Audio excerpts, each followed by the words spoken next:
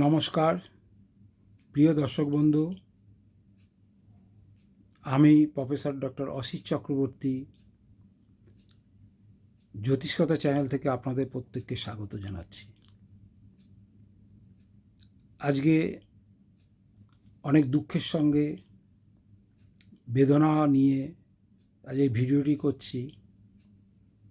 গত 12ই জুন 2025 যে বিমানটি অ্যাক্সিডেন্ট হয়েছে আহমেদাবাদে, সেইটা জ্যোতিষের ব্যাখ্যায় কি বলছে সেটা আলোচনার জন্য আজকে আপনাদের সামনে এসেছিলাম। তো ভিডিওটি শুরু করার আগে আমার জ্যোতিষগুরু চরণে সশ্রদ্ধ প্রণাম জানিয়ে শুরু করছি। আহমেদাবাদে যে বিমান দুর্ঘটনা হয়েছে, সেই দুর্ঘটনায় জ্যোতিষ শাস্ত্র মতে কী বলছে, কেন হলো, কারণটা কী, এই ভিডিওটি আমার অনেক ছাত্রছাত্রী আছে তাদের উদ্দেশ্যে এবং যারা সাধারণ মানুষ আছেন তাদের উদ্দেশ্যে এই ভিডিওটি করা। তা যেদিন 12 তারিখে ঘটনা ঘটেছে দুপুর 1:38, সেই সময় গোচর অর্থাৎ ট্রানজিটে কে কোন ঘরে বসে আছে সেইটা আগে একটু পর্যালোচনা করি। সিংহ রাশিতে মঙ্গল কেতু বসে আছে, কুম্ভ রাশিতে রাহু বসে আছে, মীন রাশিতে শনি বসে আছে। দেখুন, এই মঙ্গলের সপ্তম অষ্টম দৃষ্টি, মঙ্গল রাহু কানেক্টেড, শনি কানেক্টেড, আবার রাহু মঙ্গল কানেক্টেড, মঙ্গলের সঙ্গে কেতু বসে আছে। এবার দেখুন মঙ্গলের যে ডিগ্রি, মগা নক্ষত্র মানে কেতু নক্ষত্রে বসে আছে এবং সেই ডিগ্রি অনুযায়ী হচ্ছে যে 4টে চরণ আছে বা পাদ বলি আমরা জ্যোতিষ ভাষায়, সেই প্রথম পাদে বসে আছে। যে 4টে চরণ যেরকম অগ্নি, পিতৃ, বায়ু, জল যদি আমরা ধরি, তাহলে প্রথম চরণ হচ্ছে অগ্নি, মানে অগ্নি তত্ত্বে বসে আছে মঙ্গল, 1 নম্বর পয়েন্ট। 2 নম্বর পয়েন্ট হচ্ছে মঙ্গল হচ্ছে নিজেই অগ্নিকারক গ্রহ এবং সিংহ রাশিটা হচ্ছে অগ্নিকারক রাশি। সিংহ রাশিতে মঙ্গল বসে আছে। মঙ্গল হচ্ছে হেভি ইঞ্জিনের কারক গ্রহ। তাহলে মঙ্গলের সঙ্গে কেতু বসে আছে। কেতু হচ্ছে আভ্যন্তরীণ ব্যাপারটা দেখে এবং রাহু দৃষ্ট মঙ্গল, মানে ইঞ্জিনটা বিকল হয়ে গিয়েছিল।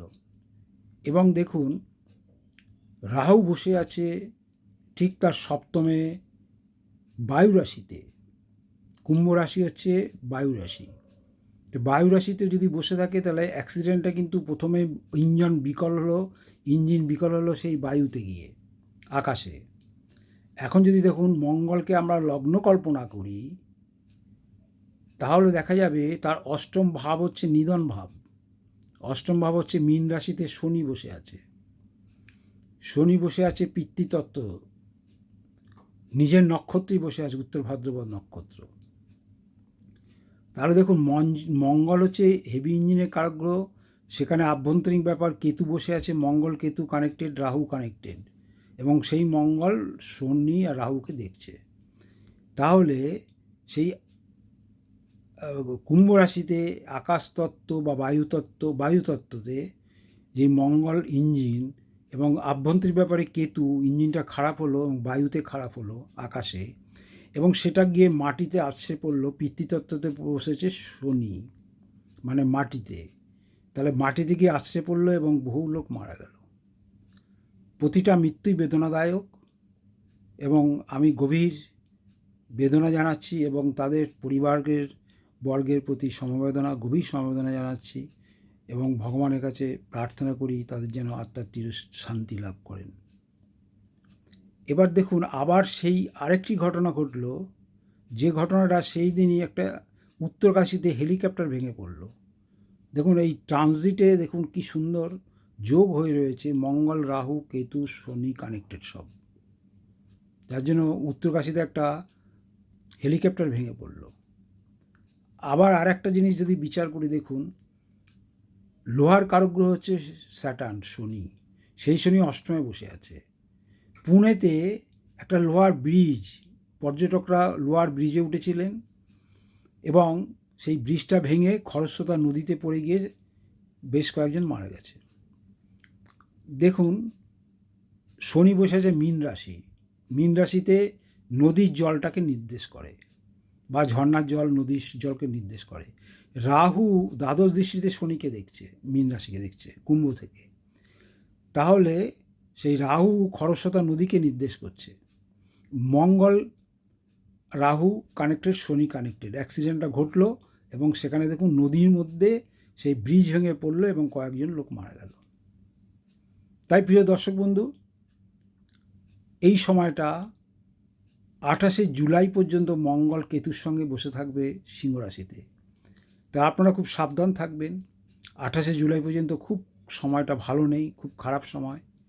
এই সময়টা পর্যন্ত আপনারা খুব সাবধানে নিজেকে রাখবেন, কেননা অ্যাক্সিডেন্ট যোগ রয়েছে। এবং এই 28শে জুলাইয়ের পরে কন্যা রাশিতে মঙ্গল পদার্পণ করবে এবং সেখানে শনি মঙ্গল সরাসরি দুজনকে সপ্তম দৃষ্টিতে দেখবে। শনি মঙ্গলকে দেখবে, মঙ্গল শনিকে দেখবে। সেখানে কিন্তু একটা অ্যাক্সিডেন্ট যোগ রয়েছে আবার। সুতরাং মঙ্গল এই কন্যা রাশিতে 45 দিন থাকবে। এই 45 দিন আর এই 28শে জুলাই পর্যন্ত এবং তারপরে 45 দিন আপনার একটু সাবধানে থাকবেন। সাধারণ মানুষের অ্যাক্সিডেন্ট যোগ আছে এবং এই অ্যাক্সিডেন্ট যোগে পায়ের হাড়ের চোট পাওয়ার যোগ আছে এবং পদতলে চোট পাওয়ার যোগ আছে। সুতরাং আপনাদের প্রত্যেককে সতর্ক করার জন্য ভিডিওটি করা। আপনারা সাবধানে থাকুন, আনন্দে থাকুন, ভালো থাকুন, এই কামনা করে ঈশ্বরের কাছে প্রার্থনা করে আজকে এখানে শেষ করছি। নমস্কার।